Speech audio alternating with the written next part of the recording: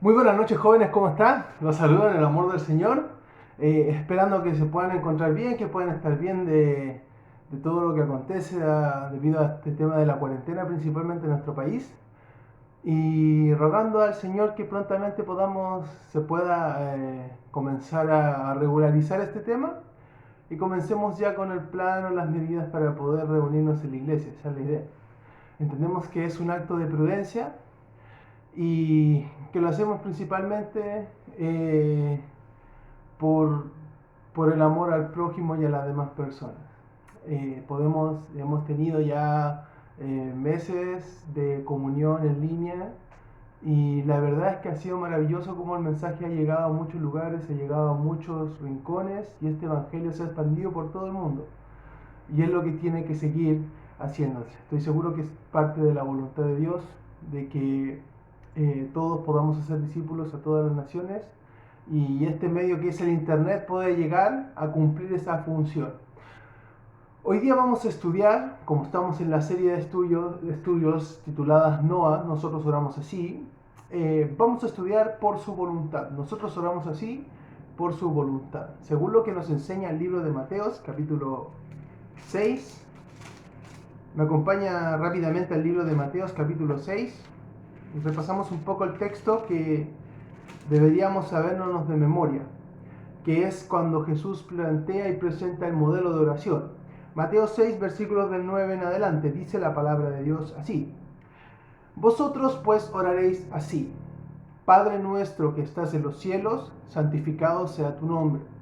Venga tu reino, hágase tu voluntad como en el cielo, así también en la tierra.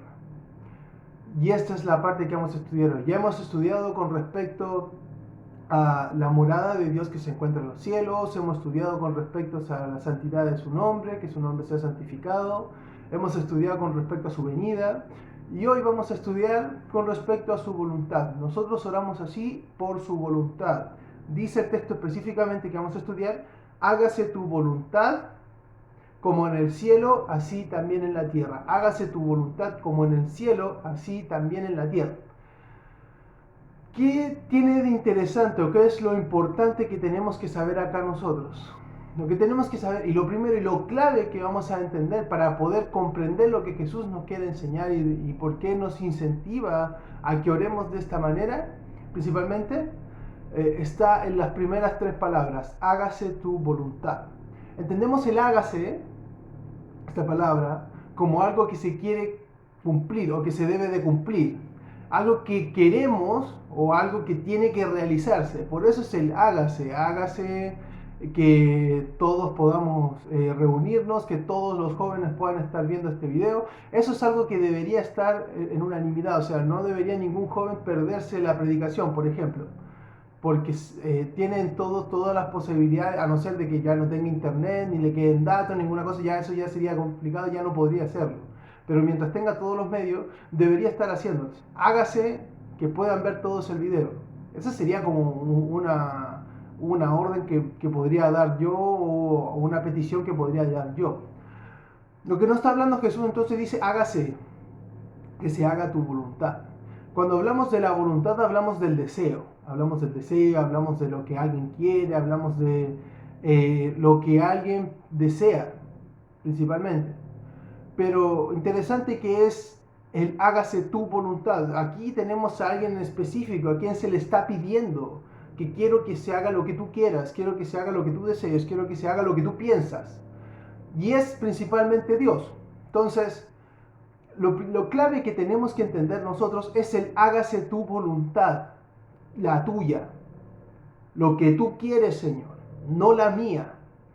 Esta petición de oración debe estar constantemente en mi boca, pero más que en mi boca debe estar aquí en mi corazón, porque es el lugar donde yo voy a tomar las principales decisiones en mi corazón, en mi mente, entendiendo que pueden estar conectados, donde voy a tomar las principales decisiones. Y yo necesito que este hágase tu voluntad esté acá, para que no se haga lo que yo quiero, sino que se haga lo que Dios quiere. No para que se haga mi voluntad, mi deseo, mis gustos, sino que sea el deseo de Dios, el gusto de Dios, lo que Dios piensa. Por eso que esta es la parte clara, hágase tu voluntad, de la manera que Cristo deseaba que no se hiciera su voluntad, como entendemos en esta oración que dice cuando oró en el Getsemaní, Padre, si es posible, pase de mí esta copa, pero que no se haga mi voluntad sino la tuya, parafraseando un poco el texto. Entonces, Él deseaba que se hiciera la voluntad de Dios, hágase tu voluntad, que se lleve a cabo, que se ejecute, y no que se haga mi voluntad. El tenerlo en oración nos va a hacer tener presente un principio bíblico que es esencial en la vida del cristiano, que es el negarse a sí mismo. Si quiere usted aprenderse esta frase o quiere repetirla varias veces, y si usted está viendo este mensaje, repítela por lo menos 5 veces. Hágase tu voluntad y no la mía. Hágase tu voluntad y no la mía. Hágase tu voluntad y no la mía. Hágase tu voluntad y no la mía. Hágase tu voluntad y no la mía. Si usted tiene claro este concepto, pero lo tiene claro de tal manera que sale de su boca porque lo tiene impregnado en su mente y en su corazón, va a ser mucho más fácil y va a ser mucho más efectivo que usted pueda estar haciendo o querer hacer la voluntad de Dios. Porque va a querer negarse a sí mismo y va a querer hacer los deseos. Y no estoy hablando de que estas palabras vayan a surgir un efecto, no, estoy hablando de algo que usted tiene que tenerlo presente. Porque, como vamos a ver en el estudio, hay muchos factores, hay muchas cosas importantes que uno tiene que tener. Pero si hay algo que usted tiene que tener claro, y principalmente como joven, por las cualidades que podemos ver de la juventud, si usted es impulsivo, bueno, antes de hacer un impulso, piense que si está haciendo su voluntad o está haciendo la de Dios. Si usted comienza desde hoy día a orar de esta manera, a considerar el hacer la voluntad de Dios y que se haga en usted y en los demás y en todo el mundo, siempre cuando pueda tener una instancia para hacer lo que usted quiere, va a considerar para saber y pensar si está haciendo lo que Dios quiere o lo que usted quiere. Y eso lo va a hacer, debería ser lo que se frene o que pueda parar. Para que considere y diga, no, yo tengo que hacer la voluntad de Dios, porque eso es lo único que es agradable, bueno y perfecto, porque eso es lo único que me va a llevar para un camino de bien, sin importar lo que suceda, es lo único que es perfecto, es lo único que va a llevar a que yo pueda crecer en la plenitud de Cristo. ¿Bien? Entonces, esto es algo que tenemos que tener impregnado, esto es importantísimo, hágase tu voluntad y no la mía. Ahora, el versículo dice, hágase tu voluntad como en el cielo, así también en la tierra. Y de la misma manera como desarrollamos el estudio de, nosotros oramos así por la santidad, o para que tu nombre sea santificado, o por la santidad de tu nombre, veíamos que el nombre de Dios era santificado tanto en los cielos, tanto en los cristianos, como en los hombres. Y íbamos viendo hasta qué medida, en qué punto era santificado el nombre de Dios en los distintos lugares. En el cielo veíamos que había una totalidad, o sea, hasta eso estaba completo. Santificado su nombre era por completo, todos los días, siempre y para siempre, era algo que era seguro. En los cristianos no teníamos toda seguridad, porque no todos los cristianos santifican el nombre de Dios por medio de su testimonio, por medio de la manera en cómo son y de su carácter. No todos lo hacen.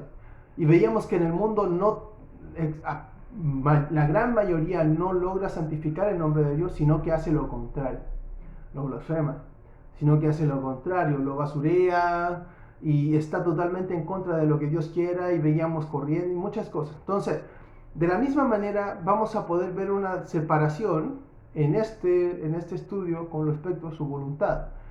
Y si usted quiere tener una respuesta inmediata de cómo se hace su voluntad en los cielos, la respuesta es: se hace por completo. Se hace en su totalidad. Se hace lo que Él quiere. Podríamos decir, sí, es que es por el lugar donde Él habita, el lugar donde está, por eso que se hace lo que Él quiere, porque Él es Dios. Ahora, se hace por completa.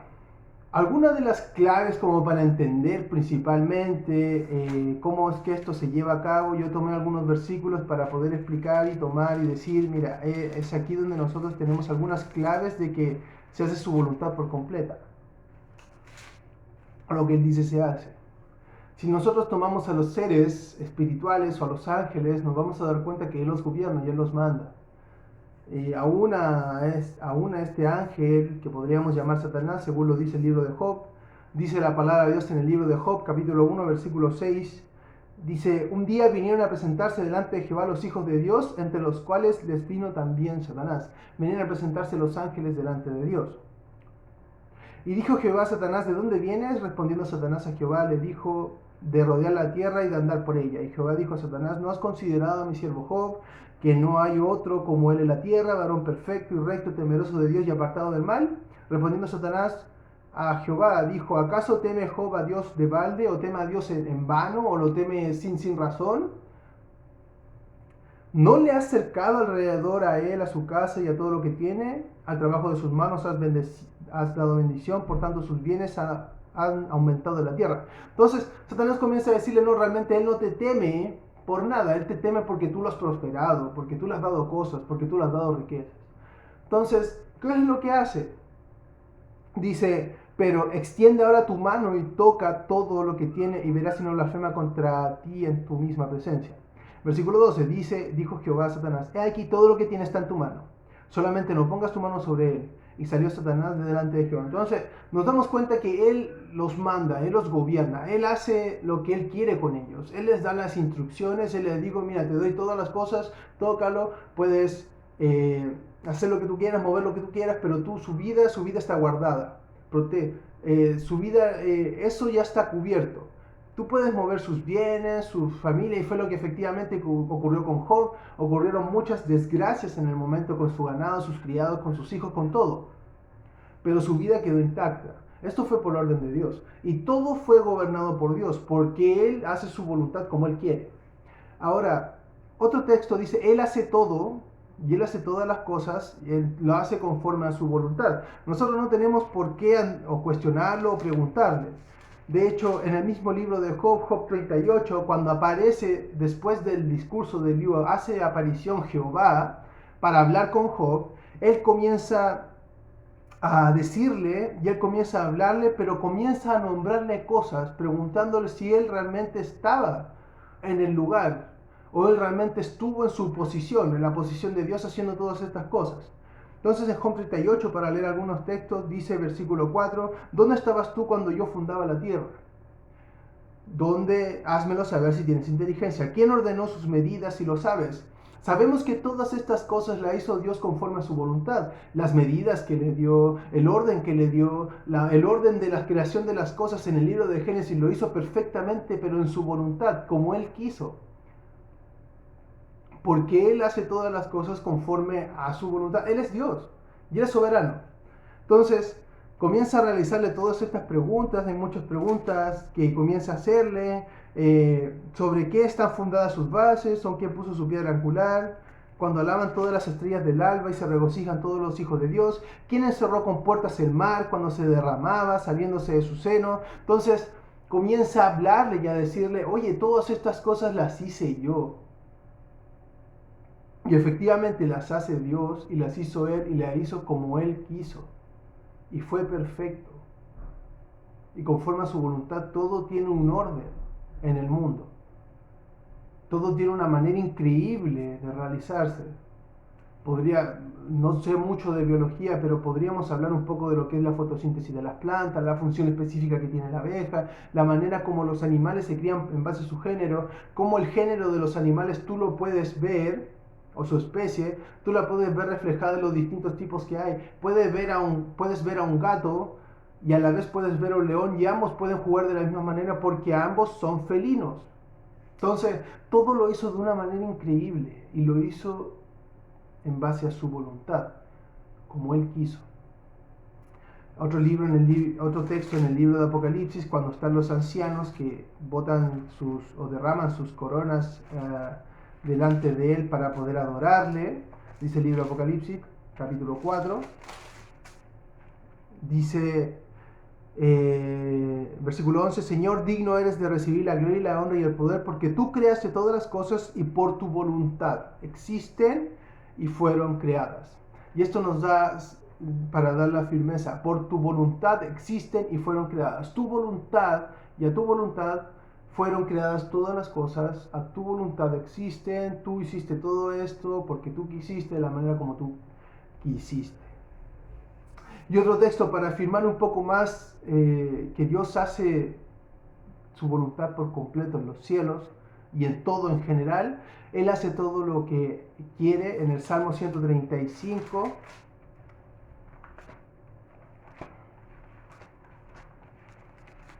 Salmo 135, versículo del 5 al 7 dice, porque yo sé que Jehová es grande y el Señor nuestro mayor que todos los dioses, con D minúscula por supuesto, dioses. Todo lo que Jehová quiere lo hace, en los cielos y en la tierra, en los mares y en todos los abismos. Hace subir las nubes de los extremos de la tierra, hace relámpagos para la lluvia, saca de sus depósitos los vientos. Pero el versículo 6 es clave. Dice, todo lo que Jehová quiere lo hace. Esto es su voluntad. Él quiere hacerlo, esa es su voluntad, Él lo hace. Este es su deseo. Todo lo que quiere lo hace, en los cielos y en la tierra, en los mares y en todos los abismos. Ojo, en los cielos y en la tierra, en todos los lugares Él hace su voluntad por completo. Sabemos que ya lo hace en su totalidad en los cielos, lo hace en toda la tierra, lo hace en todos los lugares. Ahora, esta voluntad también se ve reflejada en la tierra por completo. El texto lo dice y es claro. Dice que se ve reflejada por completo. De hecho, voy a tomar otro texto de Job, Job capítulo 41, versículo 11. Dice, ¿quién ha dado a mí primero para que yo restituya? Todo lo que hay debajo del cielo es mío. Eso lo dice Dios. Todo lo que se encuentra debajo del cielo es mío, porque Él lo creó, porque Él lo hizo. Entonces, Él hace su voluntad por completo, en todos los lugares, en todos los rincones. Ahora, ¿cuál es el problema? Llamémosle problema, o cuál es la interrogante. ¿Los hombres hacen la voluntad de Dios? O más bien, ¿el hombre natural hace la voluntad de Dios? Porque ese sería el cuestionamiento. Sabemos por la palabra de Dios, como lo hemos visto, que la voluntad de Dios se hace en todos los lugares y en todos los rincones. No hay lugar donde no se haga la voluntad de Dios. El problema está en si los hombres la hacen, si los hombres la siguen, si los hombres están de acuerdo, si los hombres quieren hacerla o no. La palabra de Dios nos habla que el hombre tiene voluntad. De hecho, si nos vamos, me acompañan al libro de Juan, capítulo 3. En el libro de Juan, capítulo 3, esto lo voy a hacer solamente para que podamos entender que él tiene voluntad, que el hombre tiene voluntad. Libro de Juan, capítulo 3, textos muy conocidos del 16 en adelante, pero voy a leer desde el 18 en adelante. Dice, el que en él cree no es condenado, pero el que no cree ya ha sido condenado, porque no ha creído en el nombre del unigénito Hijo de Dios. Ya podemos ver una diferencia, o sea, van a haber personas que van a creer y personas que no van a creer. ¿Y por qué no van a creer? Porque a algunas no les va a dar el deseo, no van a querer hacerlo, no está dentro de su voluntad. Su voluntad no se va a doblegar a creer el Evangelio, mientras otros sí. Bien, 19. Y esta es la condenación, que la luz vino al mundo, ya, Cristo vino al mundo, estuvo en el mundo, y los hombres amaron más la luz, y los hombres amaron más las tinieblas que la luz. O sea, la voluntad del hombre, específicamente por el pecado, está ligada a las tinieblas, y se ligó a las tinieblas aún estando la luz presente. Entonces, su voluntad se fue a su deseo, y su deseo era seguir las tinieblas. Y los hombres amaron más las tinieblas que la luz porque sus obras eran malas, por lo que le decía, principalmente por el pecado. Porque todo aquel que hace lo malo aborrece la luz y no viene a la luz para que sus obras no sean reprendidas. Mas el que practica la verdad viene a la luz para que se manifieste, o sea manifiesto que sus obras son hechas en Dios. Entonces, con esto podemos tener una clara evidencia de que el hombre, aún teniendo la posibilidad de seguir la luz, decide seguir el mal. Y esto muestra que él tiene una voluntad de querer hacer algo o de querer hacer lo que él quiere o lo que él desee. La diferencia es que la voluntad de Dios es perfecta, pero lo que el hombre quiera no es perfecto, porque va a tener inclinaciones, ya sea por un corazón engañoso, o va a tener inclinación por su carne, o va a tener inclinación por el mundo, o va a tener inclinación por el enemigo. La voluntad del hombre no es perfecta. Y vemos claramente que aún estando la luz presente en el mundo, ellos amaron las tinieblas más que la luz. Ahora, es claro y es evidente que la Biblia nos va a explicar un poco más y nos va a dar más luz con respecto a este tema. Y va a decir, sí, vino la luz, lo mismo que dijo Juan, pero los hombres amaron más las tinieblas que la luz. Dice la palabra de Dios en el libro de Romanos, del 18 en adelante, dice, porque la ira del Dios se revela desde el cielo, Romanos capítulo 1, versículo de 18 en adelante, porque la ira de Dios se revela desde el cielo contra toda impiedad e injusticia de los hombres que detienen con injusticia la verdad. Porque lo que de Dios se conoce les es manifiesto, o sea, lo saben, lo conocen, se les manifestó. Pues Dios se lo manifestó. Porque las cosas invisibles de Él, su eterno poder y deidad, se hacen claramente visibles desde la creación del mundo, siendo entendida por medio de las cosas hechas, de modo que no tienen excusa. Ya, la gente no tiene excusa para decir que Dios no existe. Tomémoslo así. La gente no tiene excusa para decir que hay un Dios que creó todas las cosas. Ya, no hay excusa. Pues habiendo conocido a Dios, no le glorificaron a Dios, ni le dieron gracias, sino que se envanecieron en sus razonamientos y en su necio corazón fue entenebrecido, profesando ser sabios se hicieron necios, y cambiaron la gloria del Dios incorruptible, en semejanza de imagen de hombre corruptible, de aves, de cuadrúpedos y reptiles, por lo cual también Dios los entregó a la inmundicia, a las concupiscencias de sus corazones, de modo que deshonraron entre sí sus propios cuerpos, ya que cambiaron la verdad de Dios por la mentira, honrando y dando culto a las criaturas antes que al Creador, el cual es bendito por los siglos. Amén. Entonces, ¿qué sucede? Sucede de que no tienen excusa para decir que está la luz presente. Ya, la luz vino y los hombres amaron más la luz que las tinieblas. Entendemos esa parte de Juan. Comprendemos ahora de que Dios existe por medio de las cosas hechas y no tienen excusa para negarlo. Dice, porque las cosas invisibles de Él, su eterno poder y deidad, se hacen claramente visibles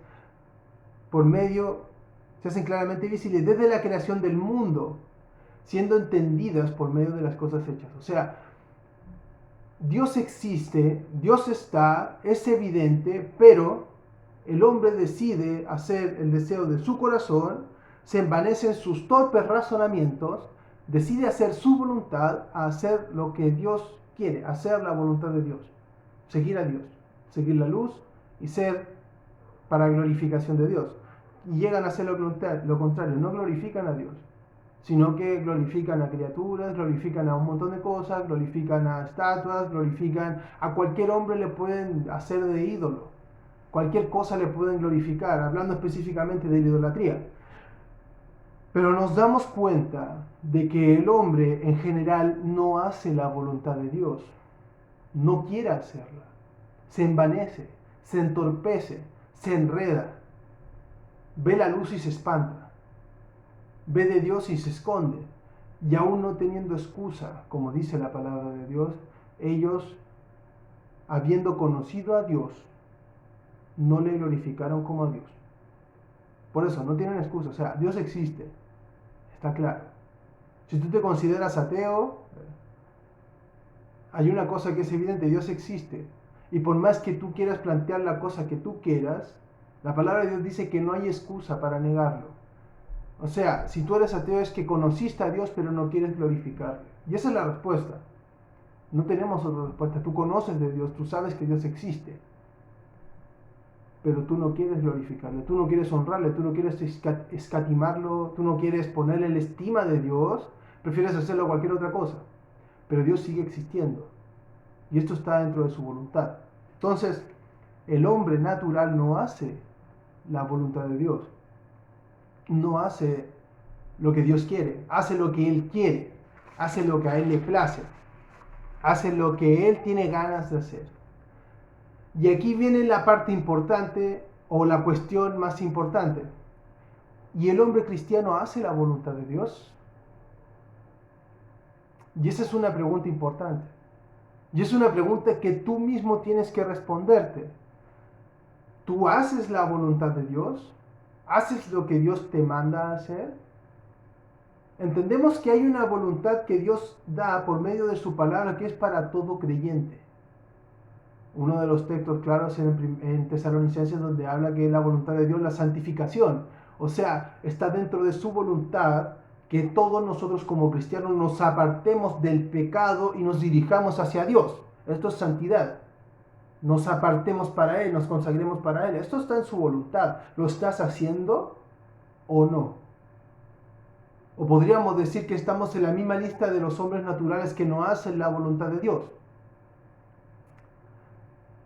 Podríamos colocar el texto de Mateo 6:10 que dice, como lo veíamos y lo hemos analizado, hágase tu voluntad como en el cielo, así también en la tierra. Decir, ya, esto es general, o sea, tenemos que pedir para que desde afuera, como les explicaba un poco con respecto a la santificación, que los de afuera santifiquen el nombre de Dios, que los de afuera hagan el nombre de Dios, hagan la voluntad de Dios, siempre mirando para afuera.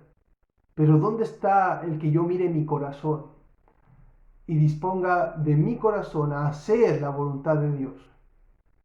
Muchas veces no está. Prefiero que lo haga la gente de afuera. Prefiero que los demás sean más santos, prefiero que los demás sepan más de la Biblia, prefiero que los demás evangelicen, que los demás sirvan, que los demás hagan todas las cosas, pero yo no quiero hacer nada. Yo voy a orar para que sí, yo voy a orar para que ustedes lo hagan.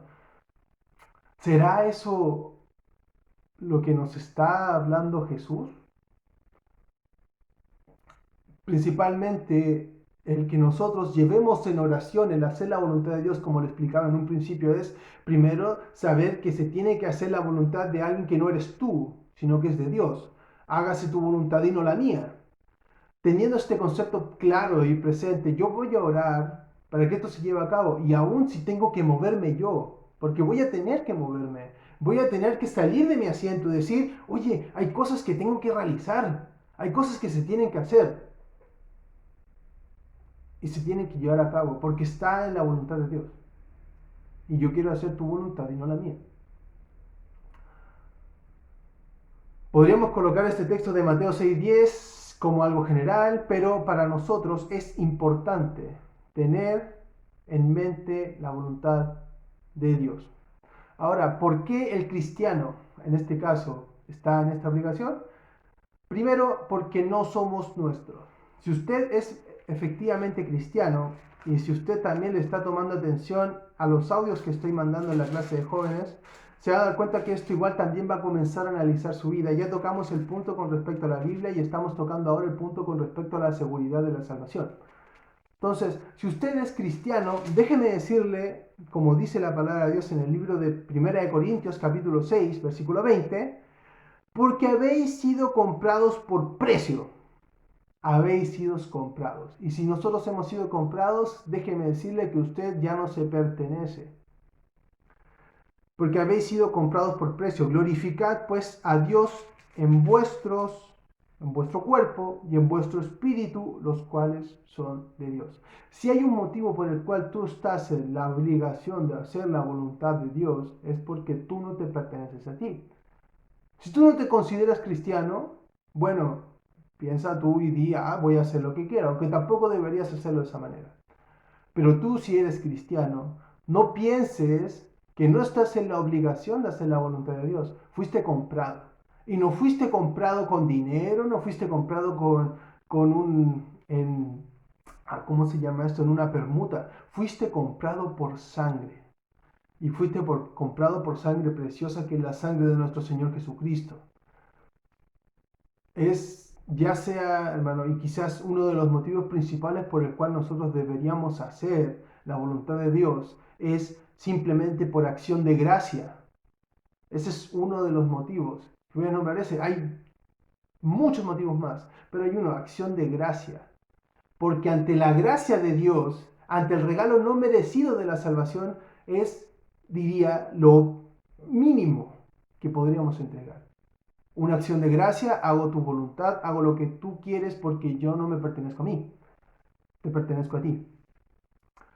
Segundo, no somos nuestros, el ser cristiano requiere negarnos. Podríamos enseñárselo esto a personas del mundo, a personas de afuera, pero si hay alguien que está en la obligación de negarse a sí mismo, es un cristiano. Dice la palabra de Dios en el libro de Mateo, capítulo 16, versículo 24. Dice, entonces Jesús dijo a sus discípulos, si alguno quiere venir en pos de mí, niéguese a sí mismo, tome su cruz y sígame. Niégate. Hágase tu voluntad y no la mía. Niégate. Lucas 9:23 va a decir las mismas palabras. Muy similar. Ya tenemos dos evangelios que lo dicen. Y decía a todos, si alguno quiere venir en pos de mí, niéguese a sí mismo, tome su cruz cada día y sígame.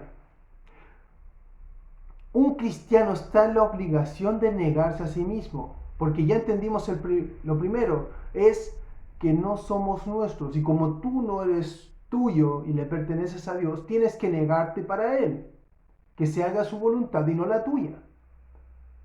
Si tú eres una persona, si tú no eres un no creyente y estás viendo este mensaje, si hay algo esencial para que tú puedas entender este mensaje y llegar a los pies de Cristo, es que puedas negarte a ti mismo, que puedas negar tu vida y que puedas aceptar que tú no puedes y tú no tienes capacidades para poder salvarte a ti mismo, porque por las obras no podemos hacerlo. Tienes que entender quién tiene la capacidad. Jesús es el camino, la verdad y la vida. Él tiene la capacidad para poder darnos salvación. Entonces, el cristiano está en la obligación de negarse, porque no es suyo, y esto hace que él deba hacer por obligación la voluntad de Dios. Tercero, y debemos vivir vidas santas. No somos nuestros, tenemos que negarnos a nosotros mismos con el propósito de hacer su voluntad, y esto, el hacer su voluntad, va a ser la única forma en que nosotros vivamos vidas santas. Primera de Pedro, capítulo 1, versículo 3 en adelante, dice, por tanto, ceñid los lomos de vuestro entendimiento, sed sobrios y esperad por completo en la gracia que os traerá cuando Jesucristo sea manifestado. Como hijos obedientes, no os conforméis a los deseos que antes teníais, estando en vuestra ignorancia. Tú ya no estás en ignorancia si eres cristiano, sino como aquel que os llamó es santo, sed también vosotros santos en toda vuestra manera de vivir. Si Dios es santo, tú tienes que ser santo, porque Dios te llamó a esa manera de vivir, a esa forma de vivir. Porque escrito está, sed santos porque yo soy santo. Y esto, vuelvo a decir, es mandamiento, no es una opción, es un mandato. Tienes que ser santo, tienes que ser apartado de maldad, como Dios es apartado de maldad. Tú también tienes que ser santo. Y si invocáis por Padre aquel que sin acepción de personas juzga según la obra de cada uno, conducíos en temor todo el tiempo vuestra peregrinación, sabiendo que fuisteis rescatados de vuestra vana manera de vivir, la cual recibisteis de vuestros padres, no con cosas corruptibles como oro y plata, sino con la sangre preciosa de Cristo, como de un cordero sin mancha y sin contaminación. Fuimos rescatados por la sangre preciosa de nuestro Señor Jesucristo, para vivir vidas santas como Él es santo. ¿Cómo vamos a poder hacer esto? Negándonos a nosotros mismos, entendiendo que ya no somos nuestros. Porque la sangre de Cristo, del Cordero, que nos rescató para ser posesión de Dios. Y Dios es nuestro dueño. Y es por eso que tenemos que hacer su voluntad.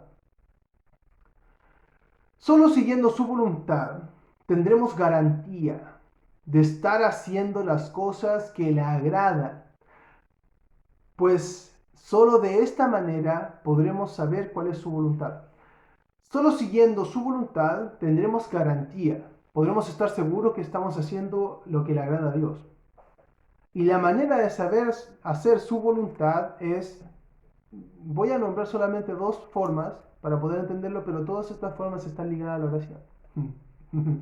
Como lo decía Jesús, están ligadas netamente a la oración. Lo primero es esforzándonos en saber. En el libro de Romanos capítulo 1 versículo 10 dice la palabra de Dios así, rogando que de alguna manera tenga al fin por la voluntad de Dios un próspero viaje para ir a vosotros. Entonces Pablo dice, estoy rogando para que por medio de la voluntad de Dios pueda ir a vosotros, pero está rogando que de alguna manera tenga al fin. Voy rogando a Dios, voy orando a Dios y Él va buscando, se está esforzando en saber si está dentro de su voluntad o no. Pero sigue rogando, o lo que podríamos ver del texto, que Él estaba rogando para poder ir a Roma. De otra manera vemos el Salmo 143, versículo 10.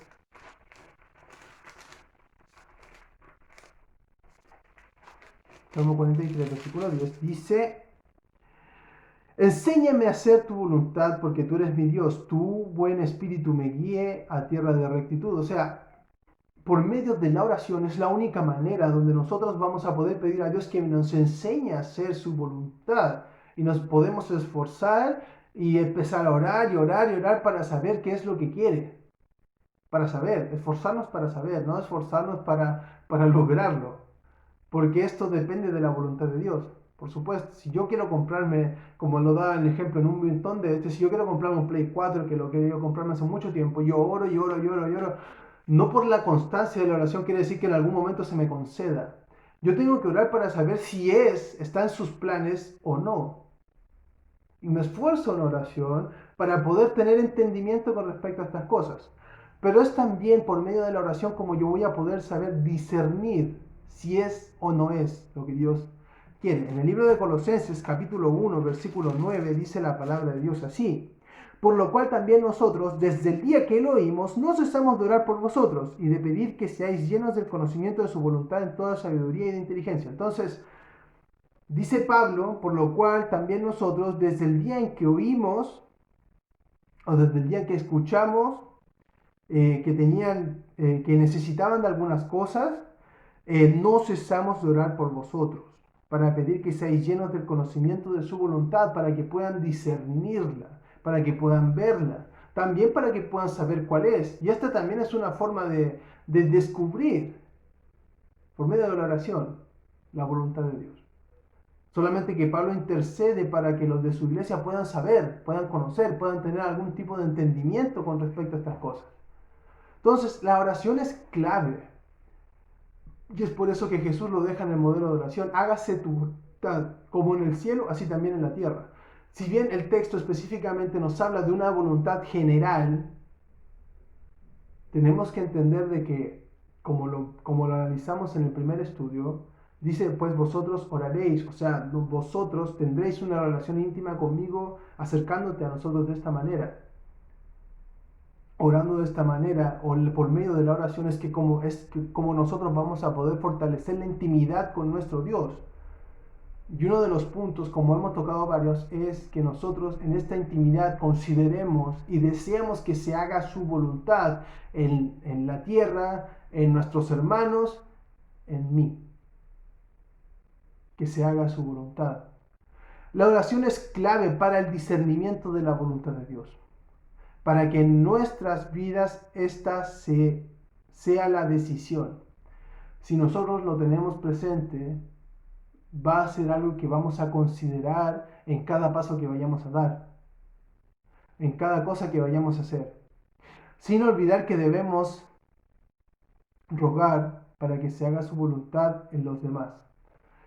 Si hay algo que tenemos que tener claro es que la voluntad de Dios queremos que se haga en nosotros, o debemos querer que se haga en nosotros, debemos querer que se haga en nuestros pares, en nuestros hermanos, de nuestra iglesia y de todas las iglesias a nivel mundial, y que también se haga en la tierra. Y si hay algo que debemos rogar para que se haga su voluntad es que los demás puedan proceder al arrepentimiento. Porque esto está en su voluntad, dice primera de Pedro, o sea, segunda de Pedro capítulo 3, versículo 9, de que Dios se tarda para que todos puedan conocer de la salvación. La oración es importante.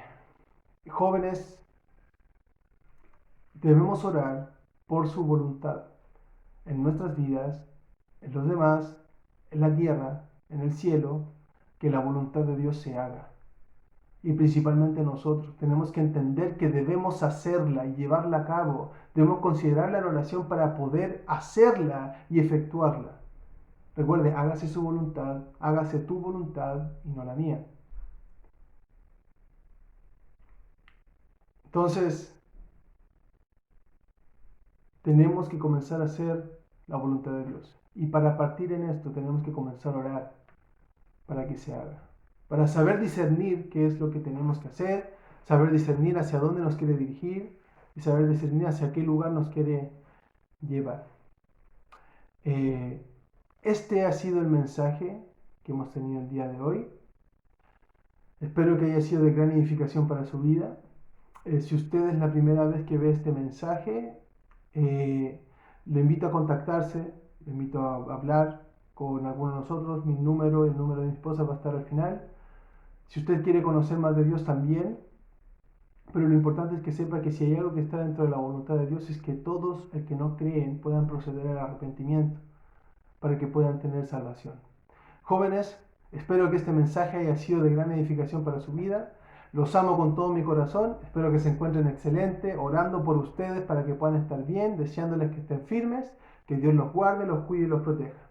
Que puedan estar excelentes. Los amo y gracias por haber tenido un momento de escuchar la palabra de Dios. Dios los bendiga, Dios los guarde. Espero verlos pronto, los extraño. Recuerden que soy su siervo y estoy a su disposición. Si usted me necesita, llámeme, hábleme, voy a estar ahí para usted. Muchas bendiciones, que estén excelentes, cuídense, saludos de mi familia, los amamos con todo el corazón. Nos vemos.